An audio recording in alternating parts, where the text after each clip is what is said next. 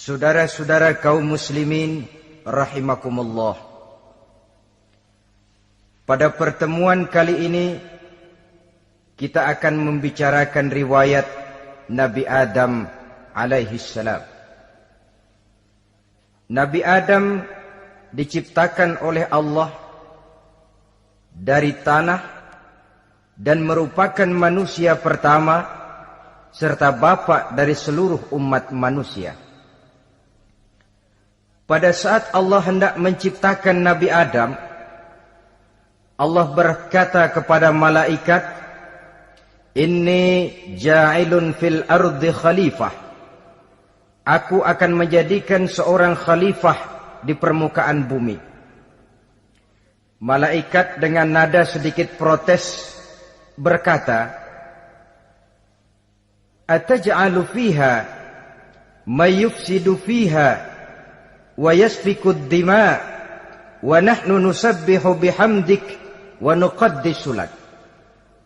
Tuhan, apa perlunya engkau ciptakan seorang khalifah di permukaan bumi? Kelak kalau mereka berkembang biak, kerjanya hanya akan melakukan kerusakan, menumpahkan darah, saling bermusuhan satu sama lain.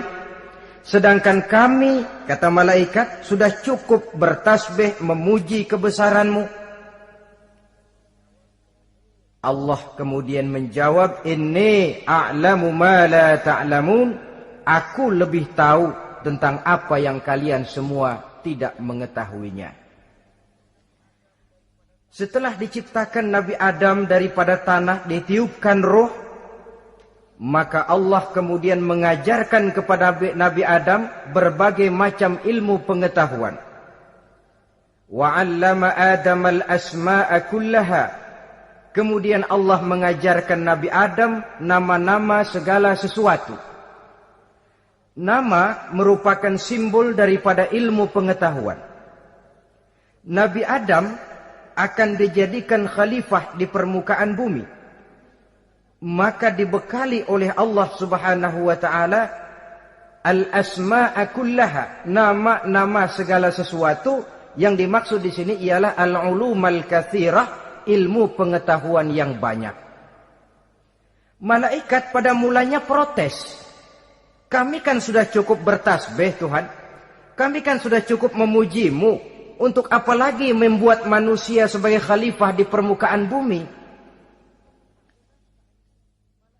Seolah-olah malaikat tidak setuju. Allah yang maha tahu rahasia segala sesuatu memberikan vonis, aku lebih tahu tentang apa yang kalian semua tidak tahu. Oleh karena Nabi Adam dipersiapkan untuk menjadi seorang khalifah di permukaan bumi, maka dibekali oleh Allah dengan ilmu pengetahuan. Begitu Nabi Adam dan begitu kita. Karena bukan cuma Nabi Adam, kita pun oleh Allah dijadikan sebagai khalifah-khalifah di permukaan bumi ini. Yang nilai kekhalifahan kita bergantung kepada kondisi kita masing-masing. Ada orang yang menjadi khalifah level internasional, menjadi pemimpin dunia Islam. Ada orang menjadi khalifah level nasional saja. Ada khalifah tingkat kota saja. Ada khalifah tingkat kecamatan. Ada khalifah tingkat RW, RT. Sekurang-kurangnya khalifah untuk tingkat rumah tangga masing-masing. Tanpa membekali diri dengan ilmu pengetahuan, jangan berharap kita akan bisa melaksanakan tugas sebagai khalifah di permukaan bumi ini. Apapun saja, Nabi mengajarkan, man aradad dunya fa'alaihi bil ilmi, wa man aradal akhirata fa'alaihi bil ilmi, wa man aradahuma fa'alaihi bil ilmi.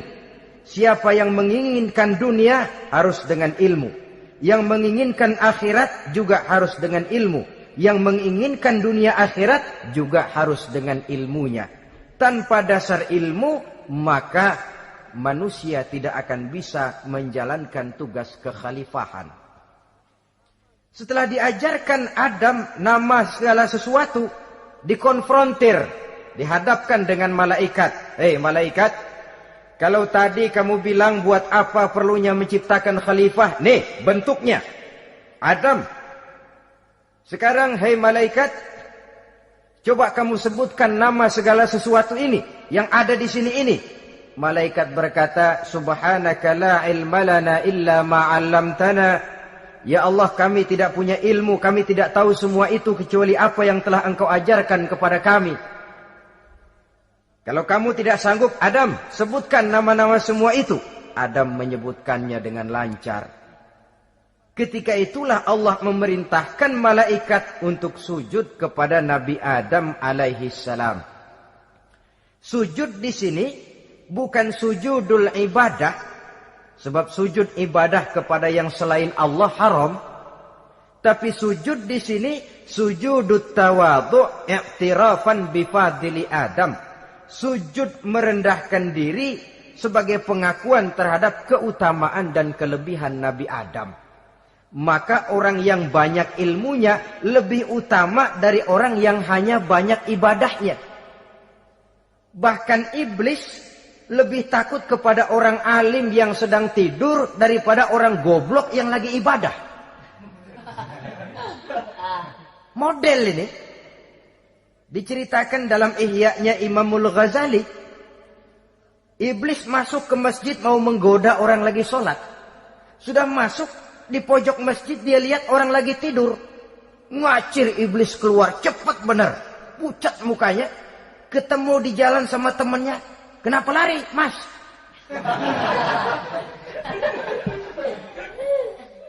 Kata temannya, saya mau goda orang sholat. Lalu tiba-tiba di pojok masjid saya lihat ada orang lagi tidur. Saya takut betul sama itu orang. Lari saya keluar. Loh, sama yang sembahyang sampean nggak takut, kok sama yang tidur takut bagaimana? Yang tidur itu orang alim. Yang lagi sembahyang itu orang goblok. Oh, godain orang goblok, saya colek juga dia lupa sembahyang. Tapi orang alim ini saya takut betul. Lah kalau diukur dengan malaikat waktu itu Nabi Adam, ibadahnya lebih banyak malaikat, jelas. Sudah bertasbih, sudah bertahmid malaikat. Nabi Adam baru diciptakan.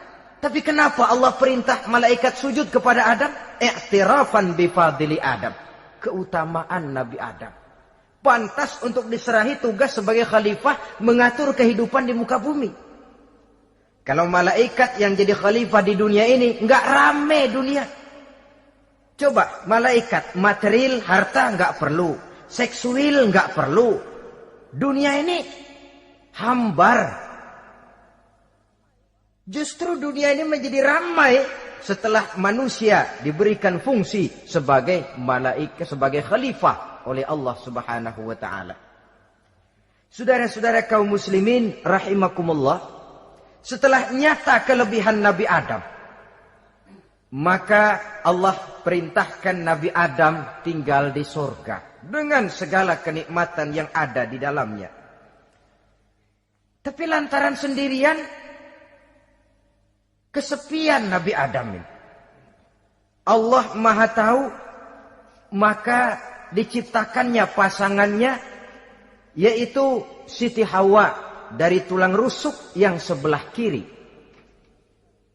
Sehingga Nabi pernah pesan begini, Istausu bin nisa fa innahunna khuliqna min dhil'in.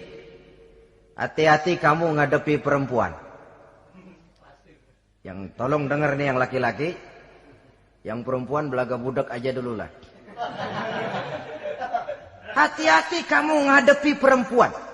Fa innahunna khuliqna min dhil'in, karena perempuan diciptakan dari tulang rusuk sebelah kiri. Apa watak tulang rusuk? Tulang rusuk itu kan bengkok. Perempuan tuh begitu, didiemin aja bengkok terus, dikerasin patah.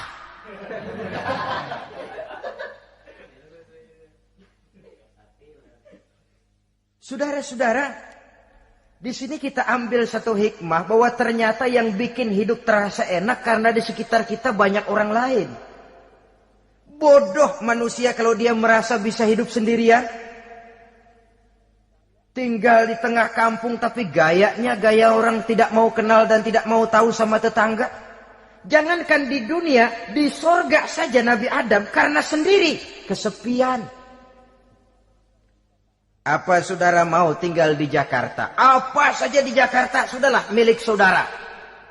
Hotel Indonesia dikasih saudara, Hotel Borobudur punya saudara, Monas buntel bawa pulang. Semanggi ambil, tapi di Jakarta saudara tinggal sendirian. Kira-kira enak nggak? Ternyata yang bikin hidup terasa nikmat karena di sekitar kita banyak orang lain. Begitulah Allah ciptakan Siti Hawa. Setelah diciptakan Siti Hawa, natur manusiawi. Nabi Adam mau main pegang aja. Kata Allah, hai Adam, jangan kau sentuh sebelum kau bayar maharnya. Maharnya apa ya Allah? Maharnya antusalliya ala Muhammadin sallallahu alaihi wasallam. Maharnya kau bersolawat kepada Nabi Muhammad. Manusianya belum lagi diciptakan tapi namanya sudah ada. Nurnya sudah ada. Bahkan dijadikan mas kawin antara Adam dengan Hawa. Karena itu dalam Islam sebenarnya urusan kawin itu bukan yang sulit. Maka jangan dipersulit. Tapi juga jangan digampang-gampangin.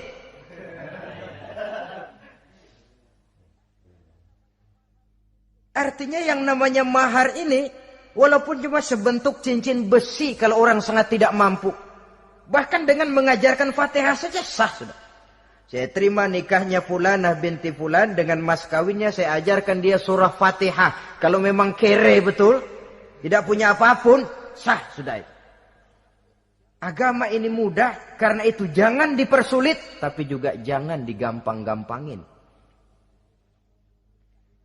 Setelah itu Allah memerintahkan, Ya Adam uskun anta wa zawjukal jannah.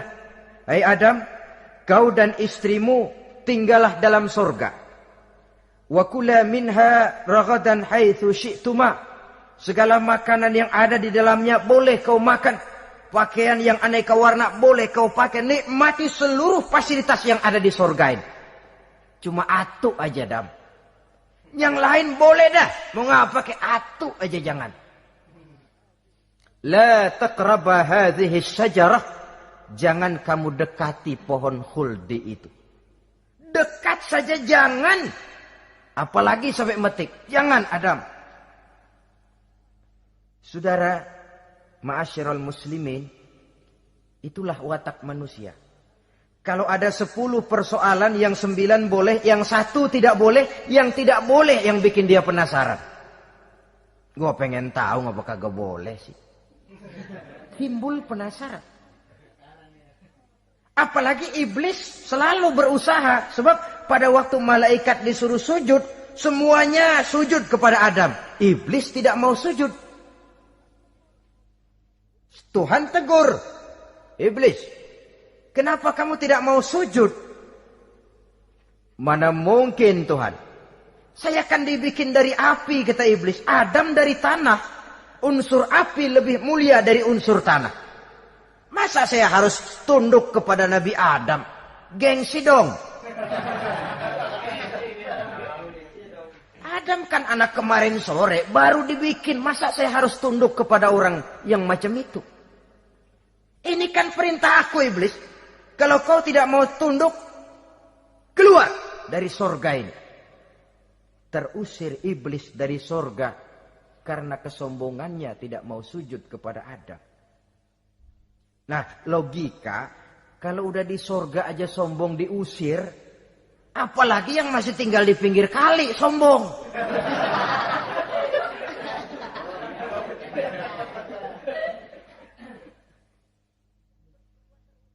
Tapi sejak peristiwa terusirnya itu, iblis bikin proklamasi. Apa proklamasi iblis? Rabbi fanzirni ila yaumi yub'asun. Ya Allah, gara-gara Adam saya diusir dari surga. Saya minta kepadamu ya Allah, beri saya kesempatan sampai hari manusia dibangkitkan. Kata Tuhan, innaka minal munzarin. Oke, silakan. Mau apa iblis? Rabbi bima aghwaytani la uzayyinanna lahum fil ardi wa la ughwiyannahum ajma'in. Ya Tuhan, disebabkan engkau telah menyesatkan aku, akan aku hiasi mereka manusia dengan kejahatan yang ada di muka bumi ini. Dan aku akan sesatkan mereka semua. Ini proklamasi iblis.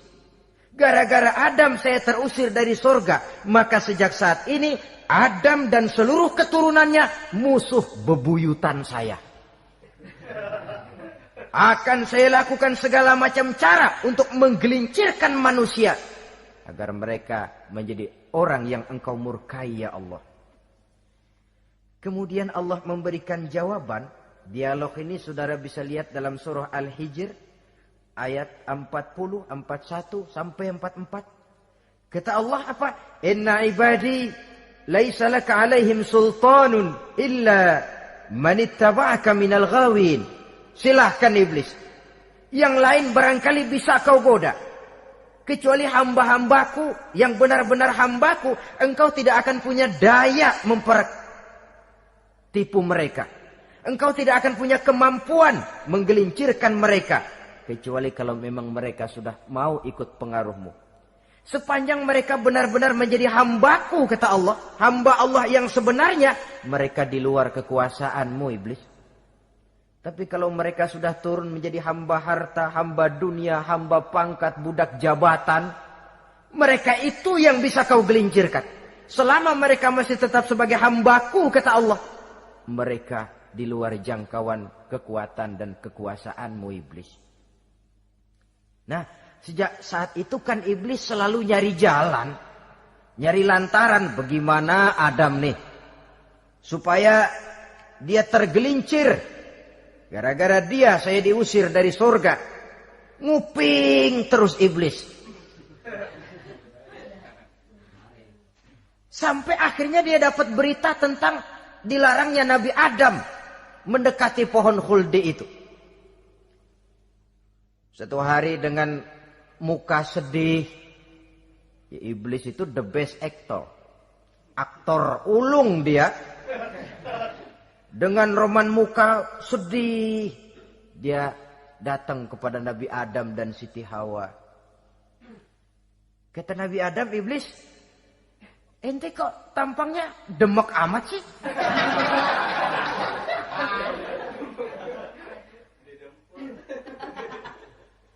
Kenapa begitu sedih?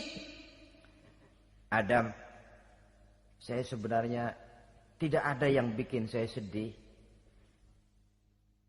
Cuma saya dapat berita bahwa engkau tidak akan selamanya di dalam surga ini.